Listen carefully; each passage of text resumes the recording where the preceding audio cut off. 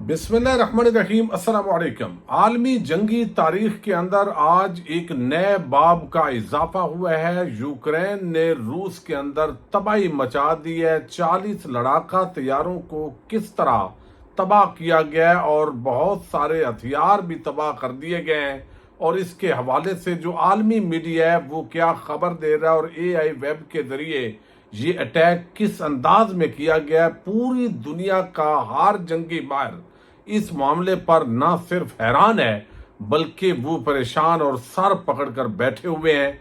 ये सारा मामला हुआ कैसे, और अब रूस ने भी जवाबी वार शुरू कर दिया है। यूक्रेन पे अटैक शुरू हो चुके हैं। आग और खून का एक खतरनाक आलमी खेल, उसका आगाज जो है वो हो चुका है।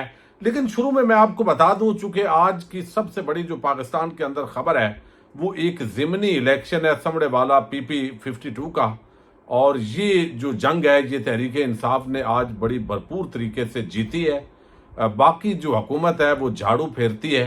फार्म 45 PTI सामने लेके आई है। नून लीग वाले सामने अभी तक लेके नहीं आए, लेकिन उनको जो बना के दिए जाएंगे शायद वो सारे सामने लेकर आ जाएं। इलेक्शन देखें, आज के दौर के अंदर कोई चीज़ ढकी छुपी नहीं होती।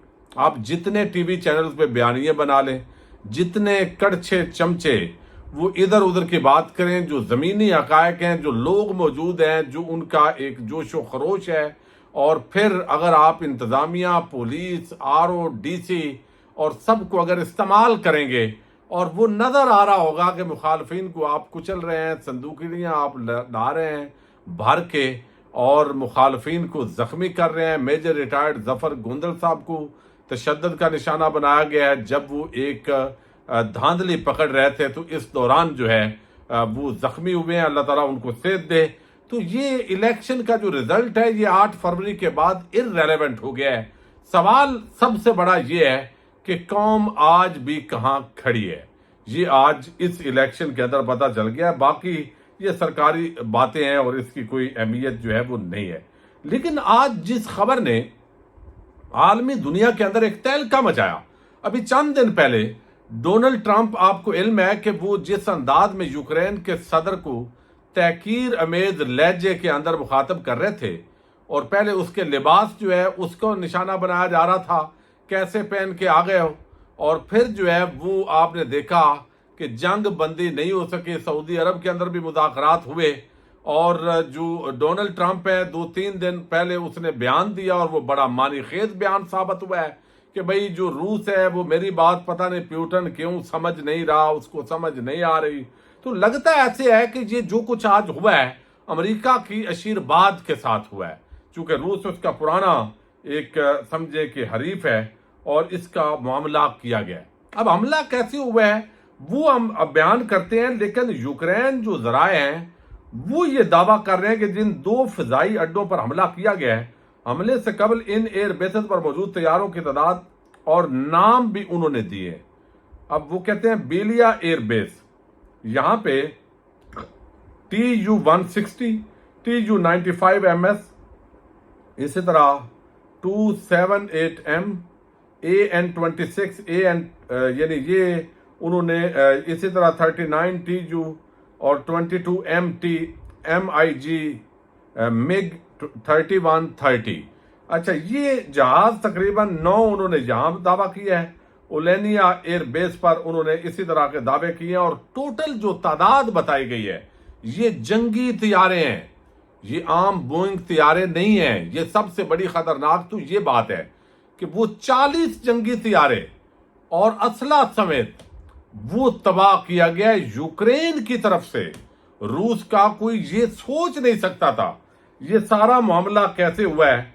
अच्छा, राइटर्स ने, BBC ने, CNN ने और दुनिया के जो बड़े मीडिया आउटलेट्स हैं अल जजीरा समेत, और अब तो इंडियन मीडिया चले उसकी क्रेडिबिलिटी कोई नहीं है, लेकिन वो भी हवाले दे के बता रहा है कि 40 जंगी तैयारे जो दावा किया गया है वो दुरुस्त है। लेकिन उसके अंदर जो आके वीडियो जारी हुई है उस ड्रोन की, जो बाकी जिस तरह वो तबाही का मंजर है, वो सारा सबूतों के साथ यूक्रेन जिस तरीके से सामने लेके आया है, इसने तो आप समझे कि चकरा के रख दिया है मौजूदा जो जंगी तारीख है ابھی تو ڈسکشن کا موضوع تھا پاکستان اور بھارت کی جنگ، لیکن یہ جو جنگ ہے جس کے اندر اندازہ ہوتا ہے کہ جو ڈرونز ہیں یہ تو اب بہت ہی عام ہو گئے ہیں. یعنی آپ دیکھیں نا، بری فوج کے بعد جو ہے وہ زیادہ اب موجودہ دور کے اندر فضائی جنگ ہے. فضائی جنگ کے اندر اب ڈرون ٹیکنالوجی کی اہمیت وہ بڑھ گئی ہے، اور پھر اے آئی کا جو کردار ہے اس نے بہت ہی عام رول پلے کیا ہے اس سارے معاملے کے اندر.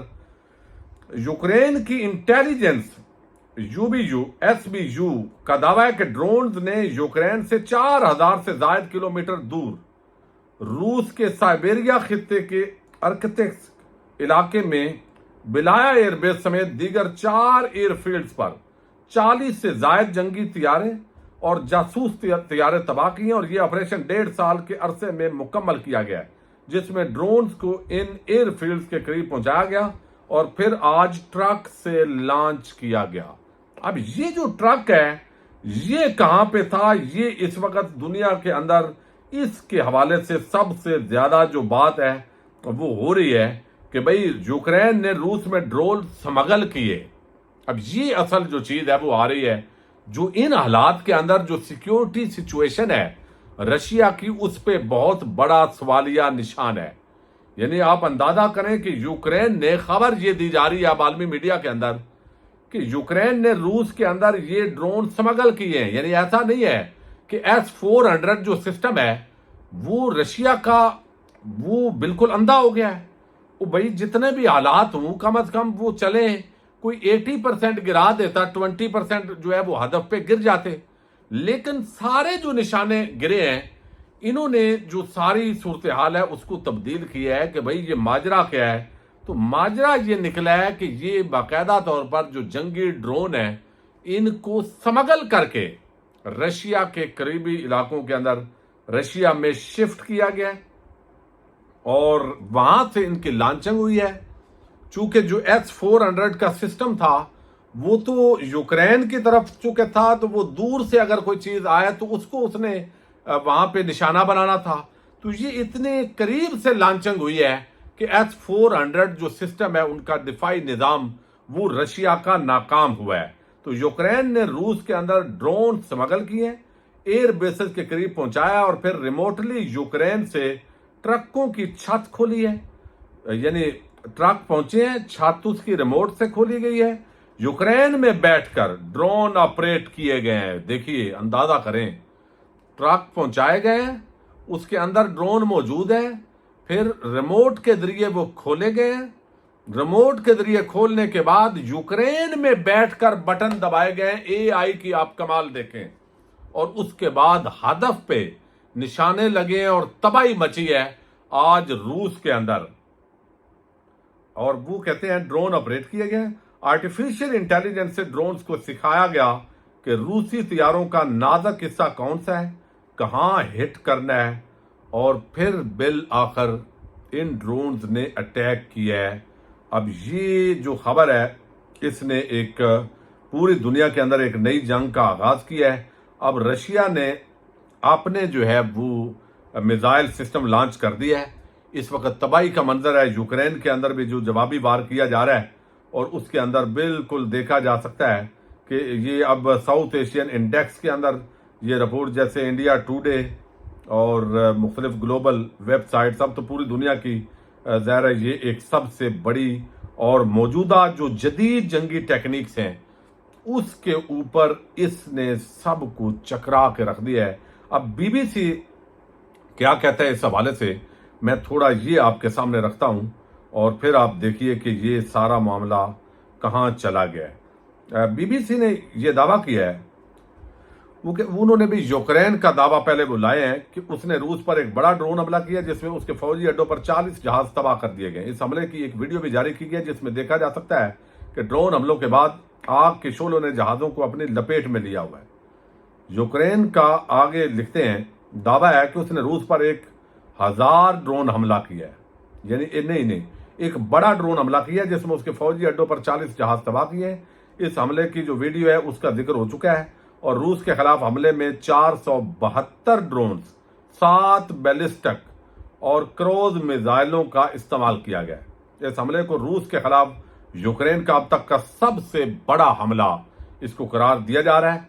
अमेरिका के सदर ट्रंप इससे कबल रूस की तरफ से यूक्रेन पर किए जाने वाले हमलों पर अपना सख्त रद्द अमल दे चुके हैं। तो अब ये ऐसे तो नहीं हो सकता कि अमेरिका की आशीर्वाद के बगैर ये कोई ऐसा काम हुआ।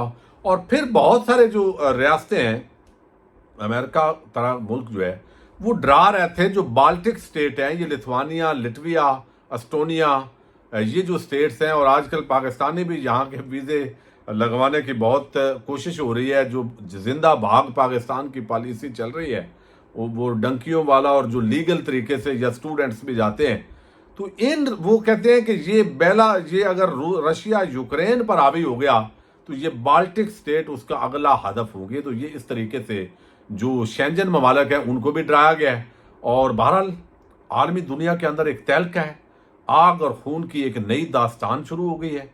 और आलमी जंग का एक ऐसा नया मॉडल AI के जरिए आया है, वेब के जरिए, कि वहाँ यूक्रेन में बैठकर जो कुछ ये किया गया है, अब इस पे मज़ीद क्या तहकीकात आती हैं वो हम आपके सामने रखते रहेंगे। पाकिस्तान जिंदाबाद।